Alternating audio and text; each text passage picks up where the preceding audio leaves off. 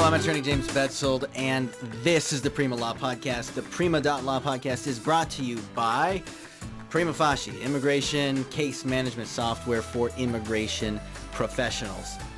We have a number of features. We do the auto-filling of the forms. We manage your tasks. You can manage notes, phone calls. You can manage your package assembly. So once you gather all the documents from your clients, you can assemble that very easily into the final package you want to submit to the court or to USCIS. We have a client portal. We have 140 predefined case types with checklists and case flow items. You can send those checklists to your clients so that they can upload documents directly to their case and fill out questionnaires based on the forms that you need filled out in your case. It's a great tool. You get a free 14-day trial. Join us at Prima.Now.com. That's Prima.Now.com. We're also brought to you by Bella Legal Assistance. So if you're an immigration attorney and you've been struggling with any staffing issues, or maybe you've got just a spike of cases all of a sudden and you need help immediately, give us a call. You can check us out at Bella.Legal. We have trained immigration paralegals and professionals who can help you in your law firm. Trained very well, have a lot of experience. They worked in our law firm first as part of their training, so you can be sure that they know what they're doing.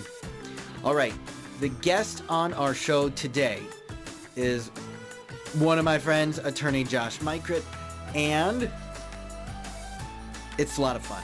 We talk about a lot of things. We go over a couple federal cases I ran across as I was doing some research here in the Western District of Michigan with some issues you might not expect to come up in Western Michigan, including what seems to be the plot of a great sci-fi movie or TV series. So, without any further ado, thank you to Attorney Josh Mikrut. Okay, welcome back to the Prima.Law Podcast. My guest today is Attorney Josh Mikrut. Shoot, did I say that right? You did, actually. Amazing. Okay, usually I say it wrong. You're not alone. So we're here today with Attorney Josh Mikrut. He's an immigration attorney and civil rights and criminal defense and family, practices all sorts of law here in Grand Rapids, Michigan. We want to welcome him with us today. I feel very welcome. Thank you very much for having me. Good. We're glad to have you here. So just a little bit of background. I've known Josh for a number of years. Whenever we talk on the phone, it's like, you know what? We really need to record this. This would be good content.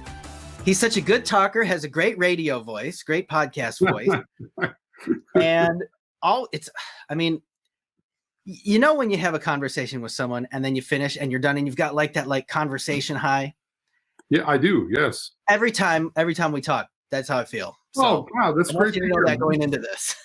So I really appreciate you taking the time so we could make this happen today.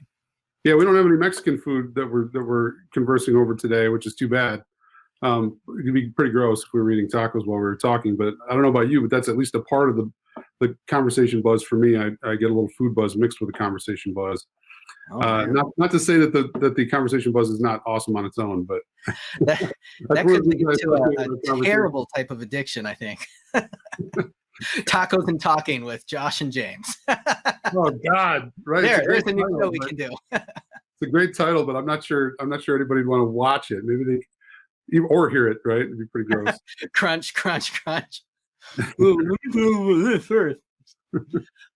Okay, so like we were talking before we went live, in the last number of episodes that we've been doing, we've really been talking a lot about things to deal with federal court, simply because as an immigration attorney myself, and I know you practice immigration, you do very well, there's always nonsense that we have to deal with, and especially under this administration and the lack of leadership from them. It's just, everything they see they're a hammer and everything they see is a nail. And so they always fall back on enforce the law, create a new regulation and enforce that, and that'll fix it, when it's really, at best putting a Band-Aid on things. So we end up with a bunch of silly decisions, meaningless denials, processes that are changing arbitrary and capriciously, which means we need to fight. So for the show today, we actually picked a couple of cases to share with the audience. And this first one comes from our very own Western District of Michigan. So it's a federal district court in the Western District of Michigan. And I came across this as I was preparing a response to a motion dismiss in one of our federal cases that we're taking. And one thing I decided to be a good idea is, in front of this particular judge, let's look and see how they've responded to other motions to dismiss. And I'm going to try and frame my argument as closely to that as I can, so it looks similar. So we have maybe a better chance of approval. So using our service with Fast Case, I looked up this district court, this particular judge's name, and these types of motions to dismiss, and I found one. I found a lot of them, actually. And this one, I think it really speaks to the time that we're living in. It speaks to the internet, and it speaks directly to technology, and it even touches on religion. So I think let me just jump right into that. Yeah, so as I was reading this, let's see here. Right in the very first page of the decision, and this comes from Rodney D. Dean, plaintiff, versus Diocese of Lansing et al. And so whenever we see that et al., we know that it means there's others who are included as defendants, and it's just kind of too long to list. So they put that et al. there. And all right, this decision is fresh. It's from June 15th, 2020. And here we go. The very first paragraph from which is in the report and recommendation, I guess, from the magistrate, starts like this. Pro se plaintiff Rodney D. Dean filed a rambling 52-page complaint in the form of a letter written to the, quote, Chief Judge of Western District of Michigan. This matter is now before the court on motions to dismiss filed by defendants Valley Family Church and Lakewood Church. Plaintiff has not filed a response to either motion. So right out the gate, we know that there is a 52-page complaint styled as a letter, right? They still valued it. They gave it consideration as a complaint in the district. Say you get away with everything. Yeah, because he's not represented. So right away, there should be all sorts of red flags flying up in our minds about what could we possibly see in this complaint. But I want to point out, I know there's a lot of immigration attorneys out there, some who listen to this podcast, some who don't. But even among the ones listening to this podcast, there's many who haven't taken that first federal case yet. Well, I want you to know that Rodney D. Dean filed a 52-page complaint that made it through the clerk's office, got filed, was assigned a case number, and he dragged a number of defendants into court over it. He doesn't have a law degree, and he never went to law school. If he can do it, if Rodney D. Dean can file a federal lawsuit, so can you. Yeah, I had I think the first jury trial I had actually was in federal court, and it was a similar kind of a thing. We had a pro se plaintiff, and my client was the defendant, and it was a civil rights action that the plaintiff had filed against my client, and I was a Chinese restaurant, and he lied that they, improperly served, having to do with his ethnicity, his race, and all his pleadings were like that. They were like really, really long, sort of, venting, hyperbole, and such, and honestly, it was like, it made me feel like, oh, I didn't realize that the judges actually go out of their way to try and help you. They actually fall over themselves to try and make it so that if there's a claim that it gets heard. And this one actually got all the way to trial somehow. And he was asking, this guy in particular had filed like, I don't know, maybe 20 different lawsuits against various governmental entities and private entities. Like, so he's got experience. He knew the famous saying, enough to be dangerous. And he had filed a lawsuit against some, as I recall, some waste disposal, like the West Michigan Authority for Waste Disposal. I don't even know who it is that does it. And this was like 10 years ago now. And like, it was for $200 million is what he wanted from them, 1/5 of $1 billion. from the local trash haulers here in West Michigan. But he had gone through it, and people had to hire a lawyer, and they had to respond. And I mean, I think your point is like especially these days, there are so many times when the immigration authorities, whether it's the State Department or Homeland Security or the Justice Department, they don't get called on things, so they get away with it. And the reason that they get away with it is because, unlike in other areas of the law, it is a tremendously daunting prospect for a lot of lawyers in terms of barriers to entry. Like you look at it and you're like, oh, I don't know federal court. I don't want to have anything to do with that as a lawyer. Like, and so you maybe file an application for a client, and that application gets denied, and you know it's wrong, the reason it got denied, but the only opportunity is to pursue relief in the federal court system, and to file a lawsuit and to go through with it. And I mean, all that sort of seems daunting, and it seems like no one's going to want to pay you for it. But at the end of the rainbow, those cases are winnable. So often they're winnable. I mean, I've also seen it happen where we have to do like a mandamus writ. For those watching who are lawyers, they know what that is, where you demand that a government entity take a particular action. Like we had a naturalization application, someone had applied for citizenship, and it had taken 4 years. It had just sat there. So we filed a mandamus writ, and within 3 months of filing it, the client had their citizenship, their ceremony scheduled. So it's a tremendously potent resource for attorneys and for individuals to pursue. Like I'm talking at length here now. I hope this is useful on topic, but yeah, I mean, like these people in the Rodney case, the Rodney Dean case that you're mentioning here, they had to get lawyers and they had to file, and so would the government.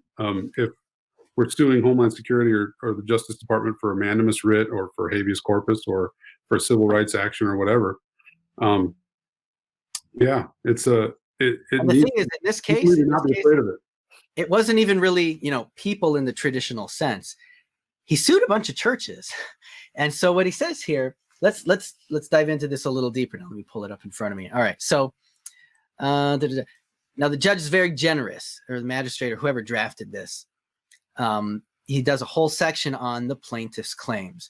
Plaintiff has named 4 defendants: the Diocese of Lansing, Roman Catholic, the United States Conference of Catholic Bishops, Lakewood Church, Houston, Texas, and Valley Family Church, Kalamazoo, Michigan. Plaintiff alleged that a considerable abuse had occurred via, wait for it, a computer chip placed illegally in my skull and used as a weapon, a vehicle of torture, of abuse, of degradation, and has caused extensive trauma to my life, having occurred over decades now. Relationships have been poisoned. My self-esteem has been attacked. Sick, so it's got that spelling error there. My faith has been attacked. And according to plaintiff, the computer chip in my skull is connected to an AI, or computer. And the computer chip is the conduit between my brain and the AI, or computer. It opens my mind to through traffic of all kinds. People come into my brain via the computer chip day and night, 24/7, and I'm powerless to stop them, to close the door of my mind and refuse entry. It is as if my body, my brain, has become a crack house, if you will, with anyone that feels like it entering and doing whatever they please, because there are no rules, no police present, no rule of law, just unrestrained abuse and torture. Those are all between quotes. Verbal assaults, graphic pictures, and mini movies that I cannot keep from entering my mind. In addition to verbal abuse, assault on my personhood, my religious freedom, I've had my life threatened 85 times when I have woke up while they were entering this data in my brain. While I am sleeping, in addition, I have caught these people a minimum of 10 times, putting images, words, thoughts, encouraging suicide. Yes, suicide. If all the, quote, garbage, the ones and zeros of the hands and feet of Jesus or the Catholic Church is viewed as a unit, it seems very clear to me that the group, the hands and feet of Jesus, are a, quote, I don't know where that came from, just as an aside. He pulls up this group that he didn't sue, and he's calling, Anyways, he goes on and talks about how his life's been threatened and rights violated and things like that. But that gives you a taste of the type of case that we're dealing with here. And as you pointed out, about this thing is like the guy is actually a pretty good writer. Like if you read it, like he's, I mean, the through traffic and the, opens my mind, and I'm powerless to stop them, close the door of my mind and refuse entry. Like it's, the metaphor about the crack house, that like his body and mind feel. They're coherent sentences. It's really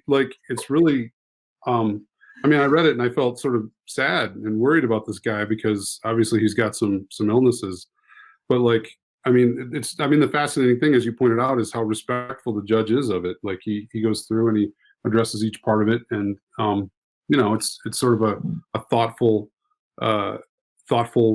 rendition of all the different arguments that the gentleman had made. And it's interesting because in federal court in particular, and I think this is one of the things that maybe is useful to point out on the subject, is that in federal court, it's not like it is in other contexts. In other contexts, sometimes it feels like, you're trying to push on the ocean, or you're trying to have a conversation with the kitchen table. Like, I mean, you go into a courtroom, like, for in a particular criminal matter, trying to file a motion or whatever, like in Michigan State Court or in immigration court for that matter. And it feels like it's over before it starts. Like, the result, like these judges are dealing with such a high volume. They don't have a huge staff of clerks the way that federal judges do to sort of really do precise legal analysis of what's going on in every case.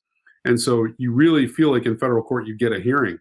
And I think that's a really useful fact about for lawyers to realize, immigration lawyers or anybody else who maybe should be pursuing civil rights remedies or habeas remedies or whatever in federal court. Like they really do get attention. Like, I mean, the downside of that is that the judges expect, especially lawyers, to try and do your diligence beforehand. But they often, especially their staffs, like every time I've ever had to call, and I'm sure you've had this experience too, their staffs are really cooperative and helpful.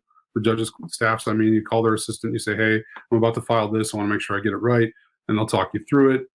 It's just a different world. It always feels more like, I don't know, maybe you feel the same way or not, James, but like, I feel always like it's that you're heard with respect, and that you're treated with respect, and that the claims are not just, the judges aren't usually angry. I mean, there are some exceptions to that, of course, but yeah. Yeah. And, you're absolutely right. And that, that's one thing that we point out over and over is like the federal court system.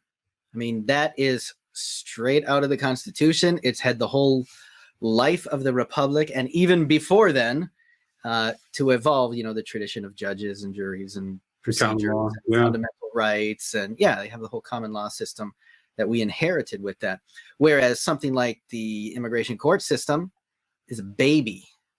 And it's a poorly behaved, colicky baby that doesn't have to concern itself with all the same things. So, yeah, definitely a good point. And I mean, just in reviewing this, I mean, this guy did it. And for sure, actually, that reminds me. Did you see this show? There's a show like this on TV or on Amazon. It's called The Feed. And it's a few years into the future where you mix Facebook with Neuralink. They put that right inside your mind. You get your little implant. Oh, yeah, I did hear about this. I haven't seen it. Yeah, and there's kids and stuff who are getting implants. They all have their implants, really. And then something starts going wrong. They start getting taken over, that people start murdering people. And so they get hijacked. So I don't know if he saw that first and was like, shoot, that's exactly what happened to me. I'm going to sue it. Who knows? Who knows? Yeah. You always respect people who have the courage of their convictions. There we go. Oh yeah, you went out of focus there. People that actually take steps like to try and remedy whatever's troubling them. And obviously this person probably needs to talk to somebody and he's obviously having some issues, but like the gentleman in the case what I was talking about with the Chinese restaurant, I told him after it was over and we won the trial. It was closer than I thought it would be, but we won. And I went up to him. I said, hey, I may be on the other side of this, but I want you to know I respect you for doing everything you've done. And like, And it's a lot of people don't try to make the world better, and that's what you're trying to do. And so I may have my opinions about this particular case or any of the cases you've done, but I respect what you're trying to do. So I came across another case as I was going over motions to dismiss as well. This one deals with DHS, and you've got DHS, Department of Homeland Security, and they have their different branches. One is ICE, one is Border Patrol, one is USCIS. They all got all their subservient administrative agencies. This one is actually Ahmed v. US, and it comes from a few years ago, June 8th, 2012. Okay. It was unbelievable. This was unbelievable. So do you want to tell a little bit about it, or do you want me to do that part? I think you've got more experience with it than me. I mean, the basic long and short of it was that CBP, which is Customs and Border Patrol, it was CBP, wasn't it? It was not ICE. Yeah, it was Border Patrol. Yeah. They went on. There was this island that I think was entirely privately owned, right, by the plaintiff in this case. Yeah, sits in the St. Mary's River between the U.S. and Canada. And it's like 2 miles from where the U.S. waters meet the Canadian waters. And so CBP has jurisdiction there, and they just came on the island, and they didn't have a warrant, and they didn't have permission from the owner. And they were looking for illegal immigrant activity or something, right? Wasn't that how they put it? And that's how they put it. But it's interesting to note that they were driving four-wheelers. So obviously they had to get the four-wheelers over to the island somehow without a warrant. I mean, with no warrant. Have you ever been on an ATV on a four-wheeler like that? Yeah, for sure. They're so much fun.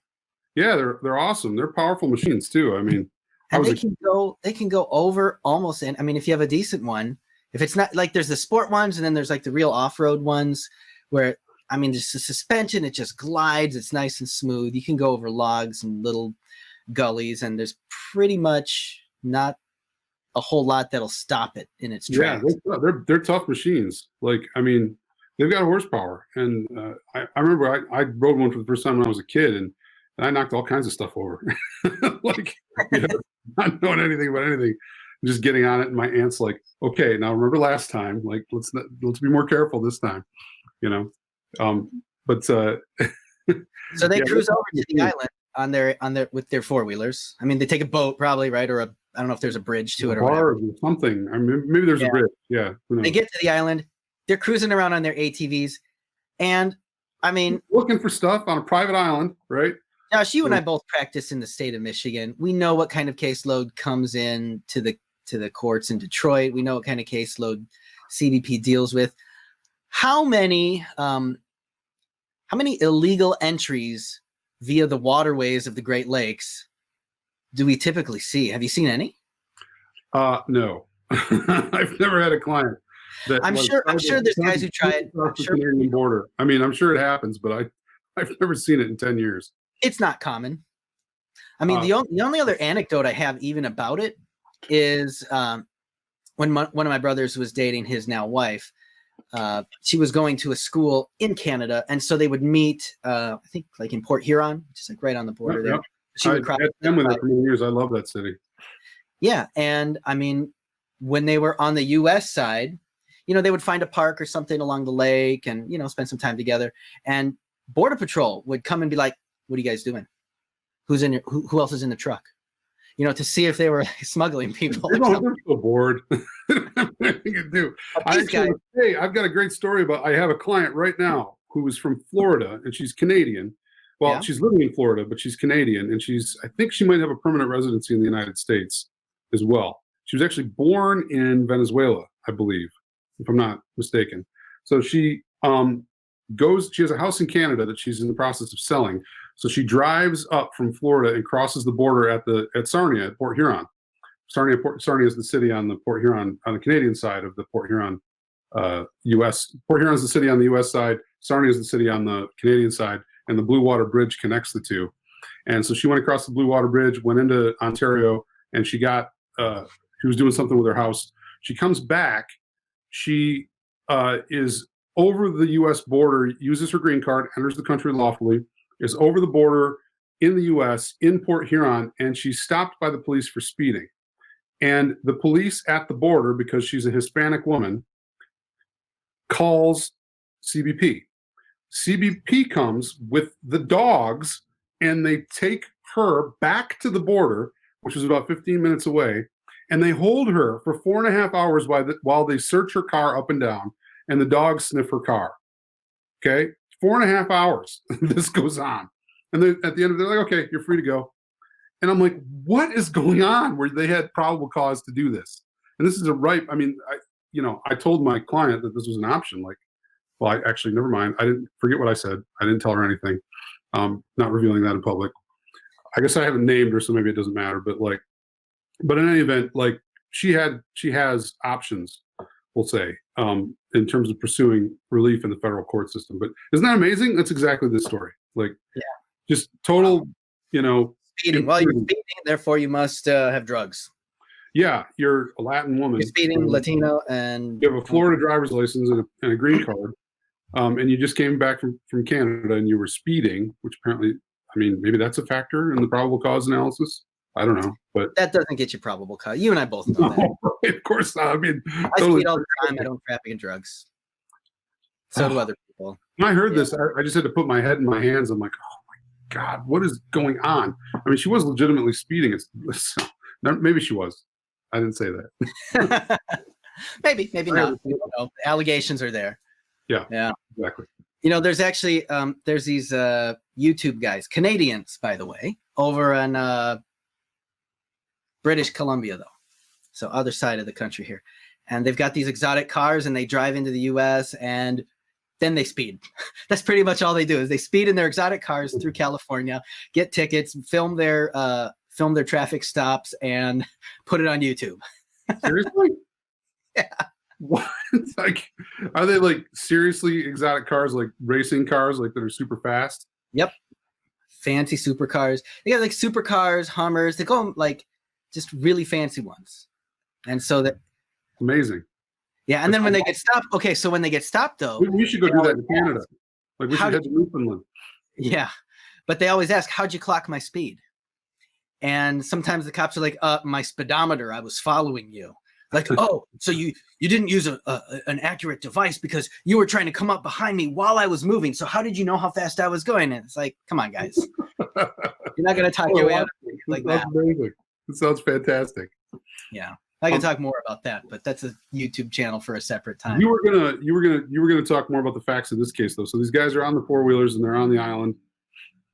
And you've got the landowner, right, who sees them disassemble or cut barbed wire fence that delineates his property, and they want to go through his field and four-wheel. That's what they really want to do. What they're saying is they're looking for people, right?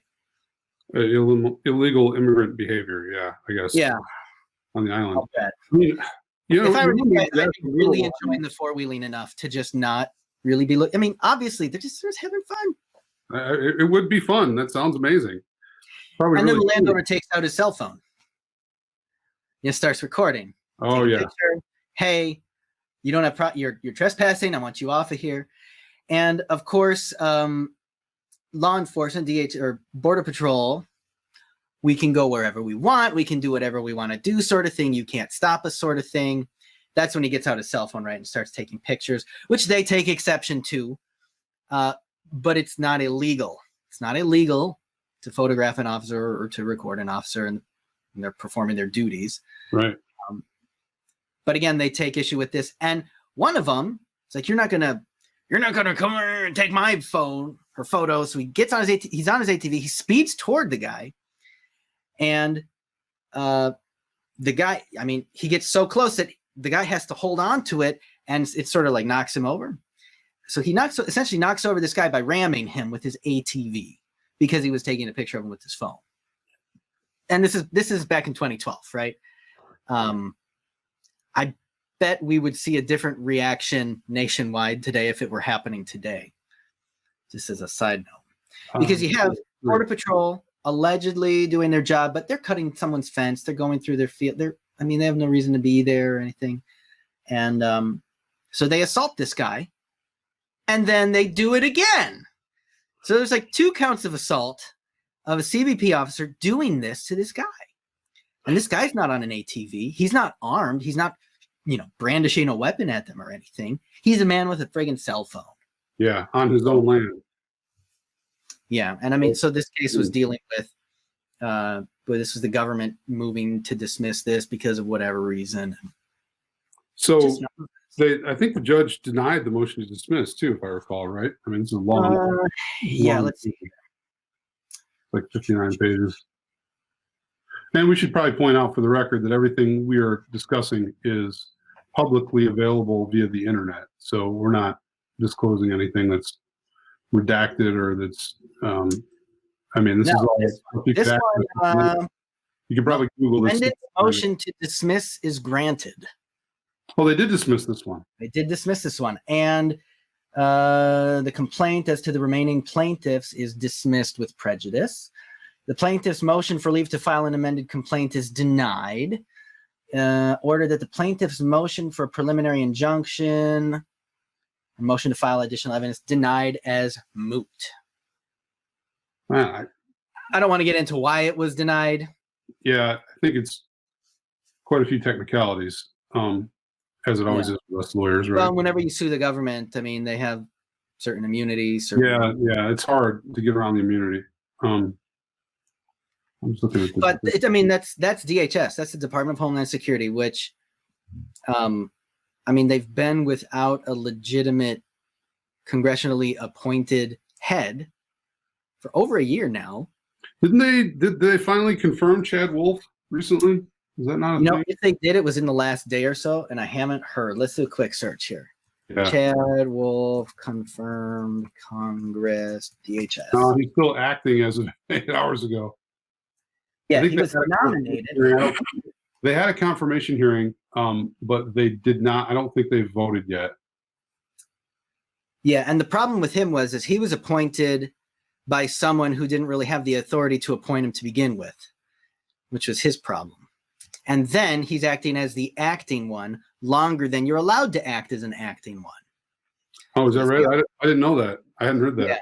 Yeah, the Government Accountability Office released a report on it, and then just like 5 days ago, there's a district court in the District of Columbia that found that he is filling his role unlawfully at this point. So any actions under the Federal Vacancy Reform Act, any actions he takes are without the effect of law. Yay. God, I've been totally not aware of any of this stuff. I feel like often when I talk to you and some of my other colleagues, you guys are all up on what's going on, and I'm all like, I've got my head down in the weeds, and I'm just doing the work. These applications out before all the fees go up on October 1st. I'm sure you guys are doing. Yeah, it's all. That's a crazy mess too. Yeah, I just went. You could argue because even USCIS's acting director Ken Cuccinelli was also unlawfully appointed as acting director because he was outside the lawful chain of command for that. So any actions that he authorizes are technically without legal force either, including this raising of the fees. So it's going to be interesting to see it because I know there's already litigation about that. It'll be interesting to see if that's successful and they can keep the fees lower. And it's just going to cause chaos. It just causes chaos every time. Like the mailroom at USCIS, for many attorneys, they've already denied applications saying, oh, no, you're paying the wrong fee. You got to pay the October 2nd fee. What? Really? Yeah, we have attorneys. Are they going to effect? Yeah. Okay. Because the mailroom doesn't know what to do. But I'm doing this today. I mean, I just went through a stack of work permits this thick, and we sent them out to try and beat the new fee. But maybe it won't matter. Well, it should. I mean, as long as you got a proof that you attempted to file it on time, if they denied for that reason, you have the excuse later. You have the reasoning later. All right. So let's talk about the Supreme Court. Yes, word. Because right now we're in the thick of it with the U.S. Supreme Court because of the death of Ruth Bader Ginsburg. And as if this freaking year could get any crazier. Right. You have the pandemic. You've got the immigration shutdowns all over the place. You've got stay-at-home orders, and you've got a Supreme Court vacancy in an election year. So you have the media, and I always have to giggle to myself when I hear the media do this. Like there's the mainstream media, right? And they're making it seem like this is a major crisis because it's an election year. So the president shouldn't, he should withhold trying to appoint a new Supreme Court justice. He should, exercise restraint, which if you know anything about our current president, that's the last thing he's going to do. Love him or hate him. And some people love him. If he was capable of restraint, I think that if it was the media that's urging him to be restraintful or to exercise restraint, he would probably just, even if he had it in him to exercise restraint, he wouldn't be able to do it because of who's asking. Yeah. One of the things I really liked about my con law class in law school, or classes, because they have con law 1 and con law 2. But one thing I really loved about those classes is in my first one, the professor was like, all right, here's the situation. Here's what the Constitution says. What do you do? And people are like, well, it's not fair because he says you follow the Constitution. And if you don't like the Constitution, what do? Well, they passed legislation. That doesn't matter. Legislation can't contradict the Constitution and be enforceable. If you don't like the Constitution, you have to change it. You have to amend it. Indeed. Well, that's and the Constitution says, what does it say about appointing Supreme Court justices? The president does it, right? I mean, that's does it. I think, I don't know how to judge this current.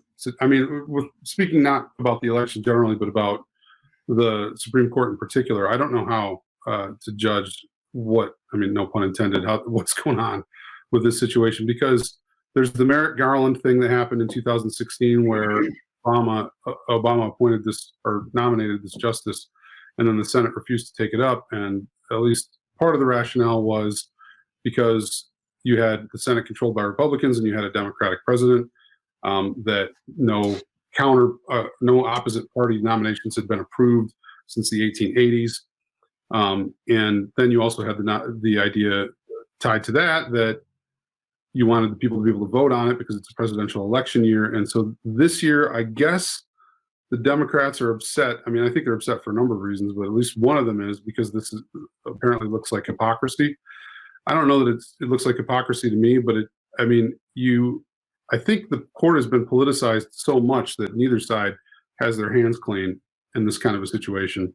Right? I mean, because I saw a video the other day of all these Democrats in 2016 saying, well, they have to vote. We need a full court. Like the Constitution says they have to do it. They need to do it. Doing the president's business, they're obstructing, and I mean, I don't think anybody doubts that if the Democrats had the Senate right now, that they would not take this nominee up. They wouldn't approve. And so all this hand wringing and all this rending of garments and covering themselves in ash right now is just so much political theater.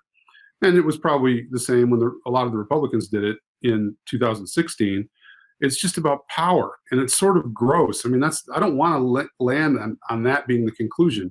But I think that now, especially because Ruth Bader Ginsburg was such an icon, there's just a bit of angst about it, right? I mean, so that I don't know, maybe it wouldn't be any different if it was, who's the other liberal that Breyer that's still on the court, that's a sort of older gentleman. I think he's 82. If it was Breyer that had passed away or had retired, I imagine that we'd be seeing the same vitriol, maybe not quite as bad, but I don't know. It just kind of grosses you out about politics, that there's just so much hypocrisy to go around. And well, I mean, it is hypocrisy, but it's also just a part of the political animal. I mean, when you have a president of one party and a Senate of another party, and in order for the president to get his Supreme Court nominee, it has to go through the Senate. Yeah. And you've not played nicely with the other side for a while.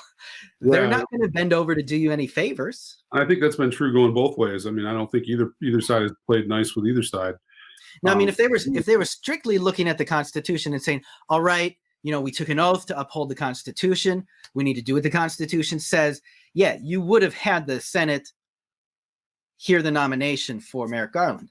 Yeah, that was my feeling at the time, is if they wanted to vote him down, they should vote him down. It's the president's right. It's the president's right and privilege, and people elected him to fulfill that constitutional duty. But they also elected the Senate, which is the other thing, right?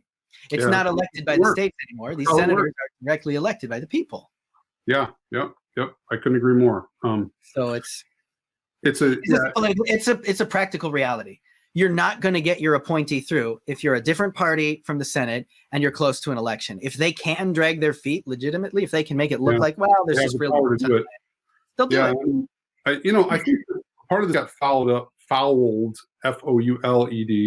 up by the fact that there was a period of time in sort of post-World War II history where you'd have a Democratic president and a Republican Congress, or a Republican president and a Democratic Congress.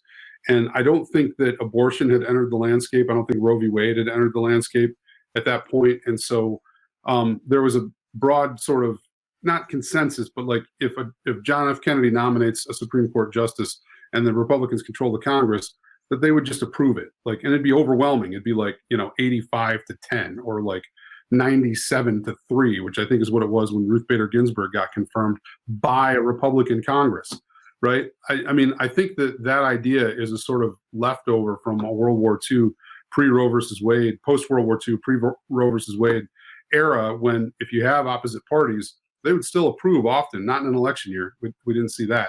But we did see like Ruth Bader Ginsburg get approved by a Republican Senate, and they probably had 56, 54 votes, something like that at the time. Yeah, even under Obama. 97-3, she was approved. That is inexplicable to me, because if you're a Republican and you look at her, you think, well, she's not going to do anything I like. And so I think these guys would have been perfectly within their province to say no. Like, so if you want a consensus pick, if you want someone who's going to be like able to get votes across the aisle, then the person probably has to be sort of middle of the road in what their orientation is going to be. I think that this sort of comedy, and people look back on this as sort of with fondness, and to think, oh, it's nostalgic. Oh, they used to just do this. I mean, that day is over. I mean, that's been over. It started with Robert Bork and then Clarence Thomas, and obviously with Brett Kavanaugh. Like, now all the gloves are off on both sides. And so I think all we're left with is the naked power display. That it's really, I mean, the fact that it wasn't maybe a naked power display when Ruth Bader Ginsburg got confirmed is probably a historical anomaly, right? As opposed to everything that happened before that, which is like it is now. I mean, it was just naked displays of power. And really, that's what you want. Like, you want the branches to be fighting about stuff. Like, if everybody agreed on everything all the time, right?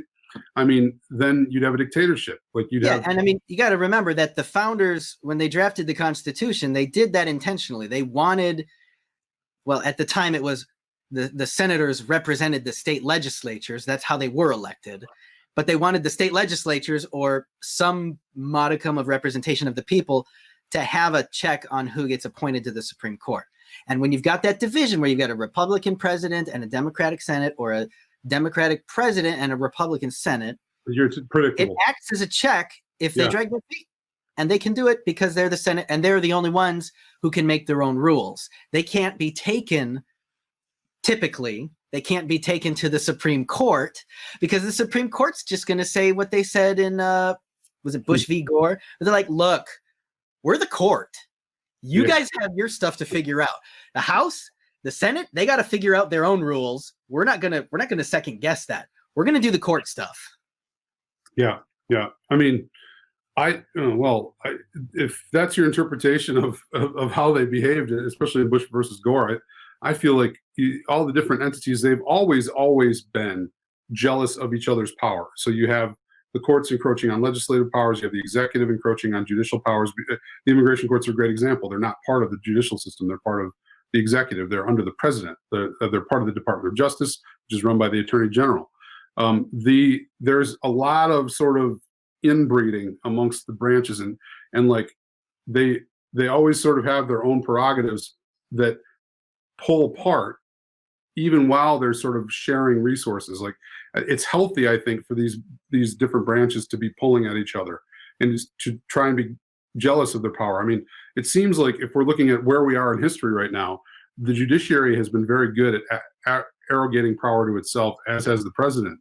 The legislature has been one of the three branches that was supposed to be the most powerful, sort of letting all this go, because I mean, with 535 members, that they're now like the weakest branch of government. There are laws that have been passed where they say judicial branch functions, we're going to move these over to the executive. So they're saying we're going to give judicial functions, and they have the constitutional right to do this, but they've done so much of it in handing over not just like adjudicatory functions, like for Social Security or for immigration or for workers' issues and things. I mean, like, all this stuff gets adjudicated first in the administrative realm, like under the president, like in all the various different cabinet departments. They have enormous power, and the judicial branch. You only get into the judicial branch after you go through the admin courts first, like Truman Immigration Court, right? Yeah. And then the legislature, though, they empower. They take judicial prerogatives, they give them to the executive. They take legislative prerogatives. They say you guys can draft your own regulations, and they hand these off to the administrative agencies themselves. Yeah. So say, oh, well, we have a Donald Trump president now, and we don't really like immigration. Groups that support us are flat out putting ads. You see, I was on YouTube the other day, and there was an ad that popped up for FAIR, Foundation for America. I forget what the right. I think it's the Foundation for American Immigration Reform or something like that. Oh, okay. And it says, "Isn't it time to completely stop immigration?" Oh Lord! Like, this algorithm does not understand me. Yeah, or me. That ad. No, I don't believe that. I believe they're racist. Yeah. Anyway, so at the very least, there's some xenophobia. Yeah. And they're the ones who get to write their own regulations. So they can say, oh, we're going to triple the prices. You want to file asylum now? Okay, now you got to come up with $50, even though you've got no money. I mean, a perfect example of what you're talking about is the ARCG case, right? You remember this. Yeah. So I think it was actually a Board of Immigration Appeals decision, which basically said that a victim of gender-based violence or domestic violence could theoretically have a claim for asylum in the Guatemalan context in particular, if certain conditions are met. And this led, I know you've won cases using that case in the past, and that was a decision that was made sort of through the regular course of adjudicating cases. Like, the BIA looked at these facts and they said, we think that this is a thing. We think that people can use this as their designated social group upon which to apply for asylum in the United States. And then along comes Jeff Sessions, and he just issues a decision. Well, he had to pick a case, but he chose a case that was before the BIA, matter of AB, and he pulled it out and he said, here's how we're going to decide this. And he just overruled the administrative courts, because apparently you can do that. So all of a sudden, he can do that. He can refer it to himself even after it's decided. What's that? Yeah, he can refer it to himself even after it's been decided and the parties are like not appealing. He can say, nope, I'm taking that case and I'm going to completely change it. And let's not make any mistake. Attorney General William Barr has zero experience in immigration law. Zero. The only thing he has. He was Attorney General before, wasn't he? I mean, under George H.W. Bush, like ages ago, wasn't he always also? I mean, I'm not saying he has experience in immigration law. I don't know that, but like he's been around. He's old. He's been around for a while. Yeah, he's enabling an agenda that's been placed by the administration. It's not like there was some compelling reason that the head of the Justice Department needed to intervene and essentially completely overturn established asylum law over the last 25 years. Yeah, the particular changes that they've made lately, there have been so many different things that Trump has done in the realm of immigration that have been held up in the courts by, various lawsuits, like the travel ban initially, or the so-called Muslim ban, that happened really early when Trump became president. I mean, all these things got stayed by the federal courts. And these changes recently with asylum, I can't believe that there's no nationwide injunction of these things. I mean, the scale of changes that were made to asylum law in particular, it's unbelievable to me that there's not a stay in place saying that this level of change would only have been an appropriate action made by the legislature, made by Congress. I can't not believe that this has gone unchallenged for whatever it's been now, about a month. I think these new rules have been in place for a little less than a month. Yeah, there's more. Did you see the newer ones that have been proposed that are going to be taking effect soon? Which ones? Which ones are you talking about? The filing fee for asylum applications? That's not a thing yet, right? That's October 1st. Yeah, that's soon. But there's another one that changes how long they have to wait before they can get a work authorization. Yeah, all that's in effect now. They filed in the U.S. for asylum, no work authorization. If you illegally enter, yeah. Mm-hmm. Yeah, and it's just... Yeah, I mean, these are incredible changes. Like changing the asylum clock in particular, it's amazing to me that they're able to, not that any of our viewers will know what that means, but it's a lot harder now to get work permit. Getting back to the Supreme Court, these are all of this sort of things of chaos that can happen when, like, the legislature tries to delegate their authority too much to an administrative agency instead of being the ones who are actually passing the laws, which are they're substantive things. They're not just like, oh, you got to fill out this form. No, it's like Yeah. you have to wait for never to get that benefit because now you won't get it at all. Yeah. And any can enter an administration, they can try and change it. Yeah, and it just ends up being ping pong because, like, if you get a Democratic president, Joe Biden wins, all this is going to change overnight. He's going to, just sign his name to a couple things, and every one of these independent executive actions that Trump has taken will all be erased. I mean, it's just that's not a method for building law. That's a method for politics taking the place of the law, which is just a gross, horrible prospect. Yeah. So when it comes to like the Supreme Court and like the huge effect that it does have. Let's just say Trump gets the justice right now. Let's say that Amy Coney Barrett ends up being the nominee and she gets approved by the Senate and she's in place, and then Trump goes on to lose the election. And then a year from now, all these different issues come up before the Supreme Court. I mean, this justice is going to have a ton in the realm of immigration to litigate and decide on. And I mean, it's a really interesting time. So in talking about like the debate and the polarity between, some of the, the Democrats and the Republicans and who they want to appoint and why they want them to be appointed. I mean, a lot of people in the news have been talking about, well, because now there's abortion and Roe versus Wade and all this other stuff. Do you see the court reversing themselves on that, even if they had a full panel of more conservative judges? I think at most right now on the Supreme Court, there are probably 2, maybe 3. Clarence Thomas would overturn it. I think it's possible that Alito would, but I think that's it. I mean, I don't know where Amy Coney Barrett's at. I mean, there's a lot of reason to think that she would be another vote to overturn Roe versus Wade. But I mean, I think Roberts and Gorsuch and Kavanaugh, I don't think any of them would vote to overturn Roe versus Wade, and certainly the other 3 more liberal-leaning justices wouldn't either. So I don't think it's a legitimate prospect anytime soon. Yeah, and I mean, the thing is, stare decisis, right? It's I think even when Scalia was around, I hope I'm not misquoting this. This is just I'm remembering this now. I don't know if it was him or another person who was appointed, but they're like, look, that's been the law for like how many years now? Now I think we're at 50 years, right? Was it in the close? I mean, it was 2 years before I was born, and I'm 45, so 47 years. Yeah, close to 50 years that it's been established law.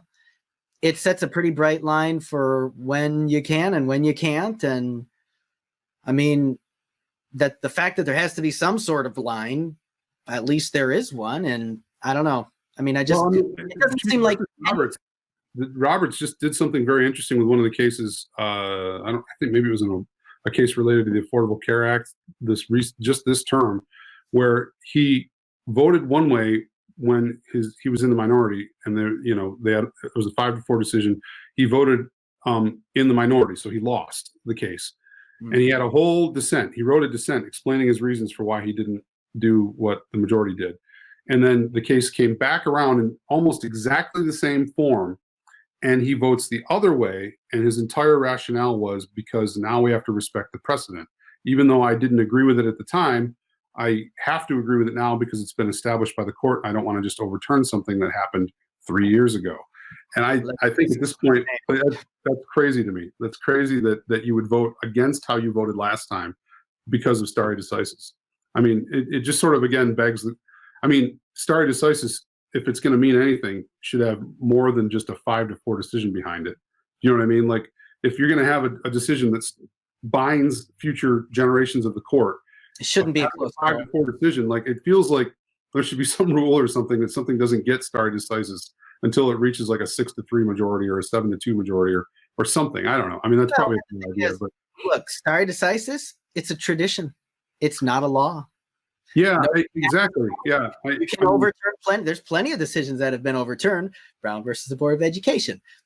Any decision defending slavery, those were overturned. So we're not bound forever by it, but it is interesting. One from before the Civil War, it was the runaway slave. It was I can't remember. Dred Scott.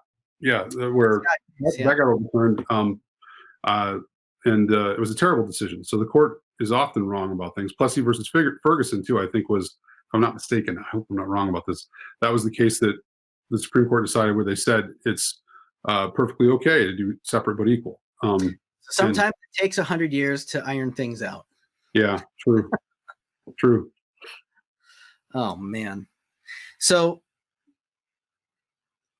I just had a blank. Yeah, you're going to ask me a question. I was all ready for it. Earlier, you told me you wanted me to tell the story about this, the other federal lawsuit going on about special immigrant juvenile status. You remember this? Yeah, let's go into that. Please share with us. Yes, just again on the subject of how important it is to do some federal litigation on these issues. We had a client who was in removal proceedings in the immigration court in the process of being removed. He was a minor. Actually, no, I think he was 18 or 19 when we got the case.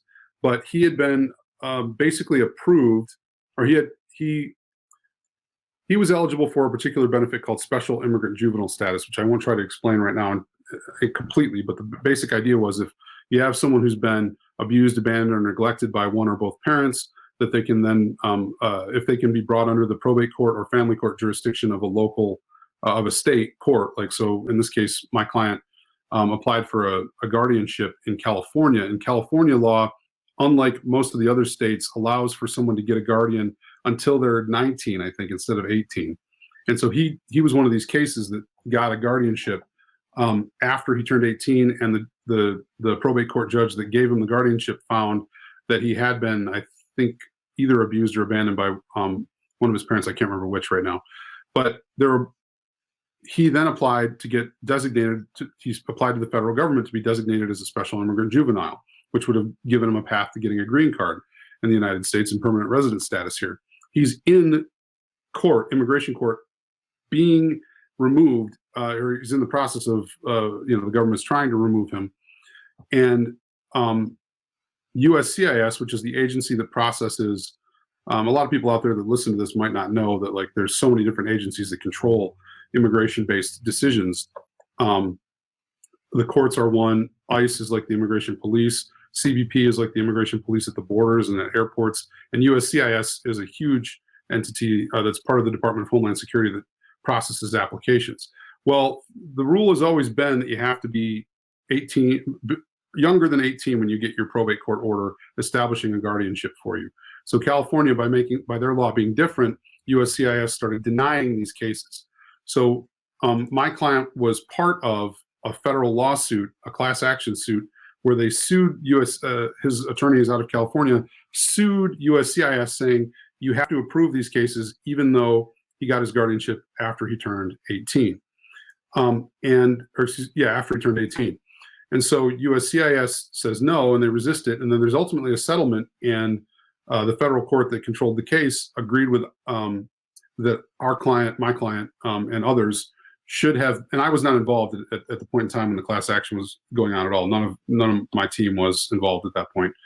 And there was a settlement, and the court ordered USCIS to notify every member of the class that yes, now their case would go forward.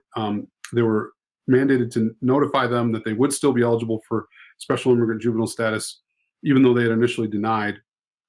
And they didn't notify my client, and they didn't notify a bunch of other people. And a bunch of people basically ended up getting deported. This is a way long explanation, sorry. But a bunch of people ended up getting deported that shouldn't have been deported because they were going to be approved for this status. So my client was one of these. Like, he got denied, and we told him there's nothing to do but go back. He went back, and then we got a call because the government was essentially found in contempt of court for having deported him against the orders of the settlement. So Homeland Security was in contempt. And so they bring our guy back to the United States because they wrongfully deported him. And what do they promptly do? They throw him in jail. And they say, okay, we'll bring you back, but you're going to be detained, and you're going to have a final order of deportation hanging over your head, even though that never should have entered in the first place. So we file a motion to reopen the case with the immigration court. The immigration court says no, amazingly, in Detroit, says no, we're not going to reopen this case. And then we appeal to the Board of Immigration Appeals, and while that's all going on, we file a federal habeas claim with the help of these counsel from California. And I should say I didn't have much to do with this. It was one of the members my team that was one of the Stephanie. She took all the initiative to make this happen.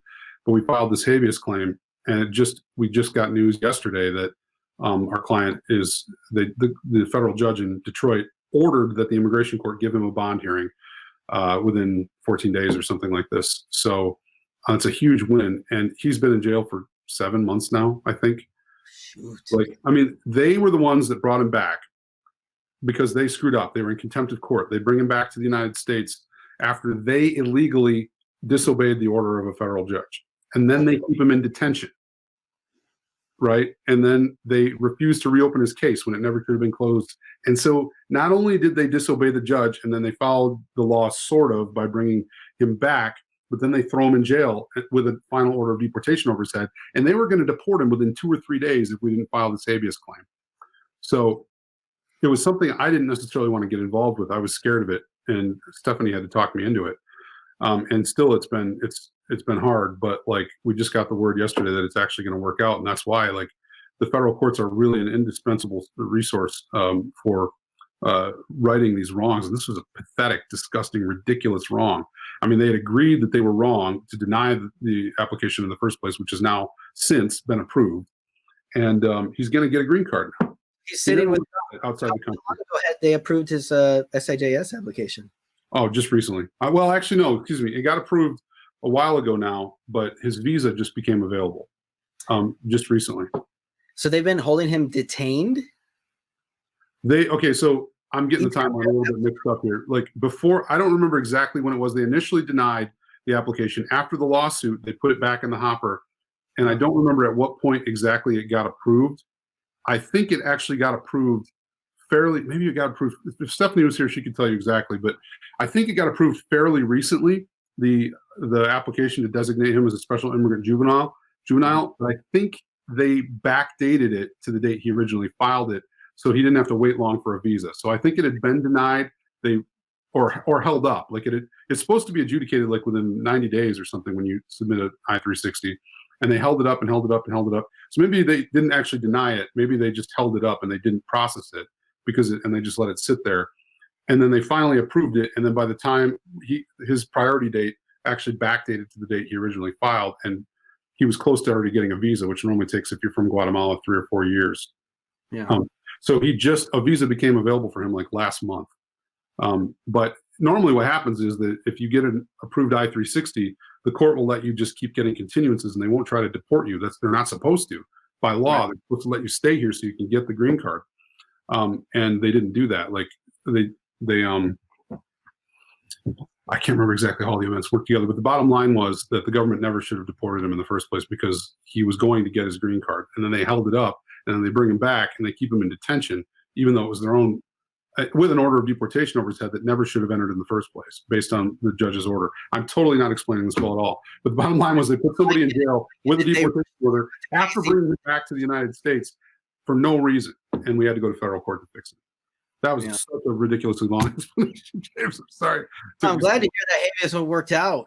I mean, I shouldn't take any credit for it because it was all Stephanie, but and these attorneys out of California. But yeah, I mean, it's demoralizing when the client is actually outside the United States. Then after the government's misbehaved a number of times. Yeah, exactly. I mean, it just can't be overstated how important. I mean, if we wouldn't have done that, I mean, Stephanie was 100% right, and I've apologized to her several times that I wasn't more ready to get involved in this because it was absolutely the right decision, and it's going to change this kid's life. Awesome. Well, good work. It is going to change his life. I mean, when you can go from being thrown back into quite a civil mess. Yeah, he got attacked while he was back in Guatemala. He was beaten within an inch of his life while he was there. Again, he'd already been beaten once when he was there before with gangs because he rejected gangs. And so, I mean, he went back. He was only there for a relatively short period of time. And in that time, he got beaten within an inch of his life. And I mean, it's just unbelievable.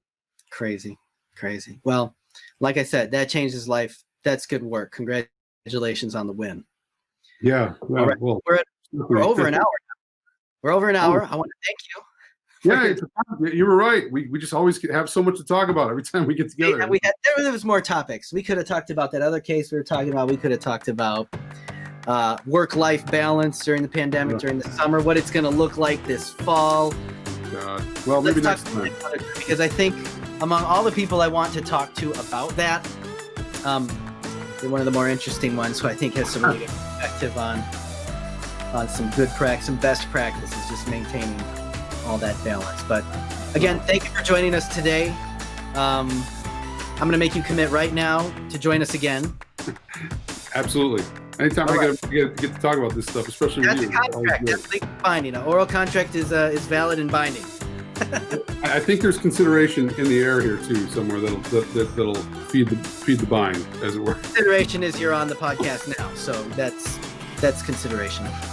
Yeah, that's absolutely right. Yep. All right, I got to disconnect now, but again, thank you. Have a great day, and thanks for joining us. All right, James. We'll see you next time.